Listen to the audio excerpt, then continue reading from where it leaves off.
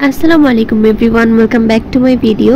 আজকে আপনাদের সাথে আমি খুবই সহজে একটা ডেজার্ট রেসিপি শেয়ার করব, তাও আবার কোনো রকমের এক্সট্রা ঝামেলা ছাড়াই একদম সহজে একটা ডেজার্ট রেসিপি।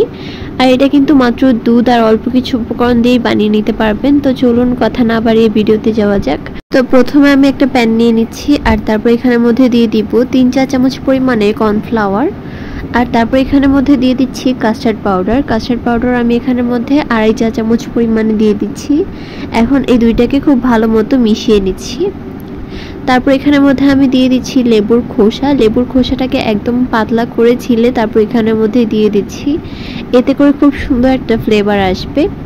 চেষ্টা করবেন সাদা অংশটা বাদ দিয়ে নেওয়ার, সাদা অংশটা নিলে কিন্তু এটা তিতা হয়ে যাবে। আর তারপর এখানের মধ্যে আমি 3 কাপ পরিমাণে দুধ অ্যাড করব। প্রথমে 2 কাপ পরিমাণে অ্যাড করেছি, তারপর খুব ভালো মতো এগুলোকে মিশিয়ে আরও 1 কাপ পরিমাণে নিয়ে নিচ্ছি।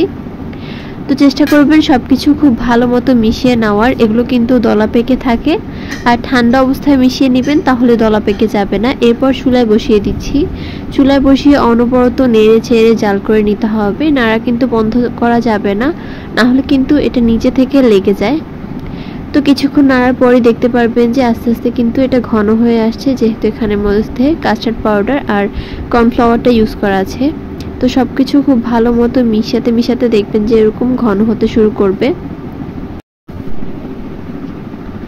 এটা যখন এরকম ঘন হতে শুরু করবে, ঠিক ওই পর্যায়ে আমি এখানের মধ্যে 1/2 কাপ থেকে একটু কম চিনি অ্যাড করে দিচ্ছি। 1/2 কাপ চিনিতে কিন্তু খুব একটা মিষ্টি হবে না, তবে আপনারা চাইলে কিন্তু চিনিটা বাড়িয়ে কমিয়ে অ্যাড করতে পারেন। সাথে একটুখানি যদি লবণ অ্যাড করে নেওয়া হয়, তাহলে কিন্তু মিষ্টির ব্যালেন্সটা একদম ঠিক থাকে। তো এরকম ঘন হয়ে গেলে চুলা থেকে নামিয়ে আমি একটা ডিশের মধ্যে এটাকে ঢেলে নিচ্ছি। আপনারা যে কোনো পাত্রে এটাকে সেট করতে পারেন। তো এটাকে এখন আমি 1 ঘন্টার জন্য ফ্রিজে রেখে দিচ্ছি। নর্মাল ফ্রিজে রাখলে কিন্তু খুব সুন্দর মতো এটা সেট হয়ে যাবে। তো দেখতেই পাচ্ছেন খুব সুন্দর মতোই কিন্তু এটা সেট হয়ে গিয়েছে। এভাবেও কিন্তু আপনারা চাইলে খেয়ে নিতে পারেন, তবে আমি একটু ডেকোরেশনের জন্য উপর দিয়ে কিছুটা পরিমাণে কোকো পাউডারকে একটু চেলে দিয়ে দিচ্ছি। এতে করে দেখতে কিন্তু খুবই সুন্দর লাগছে।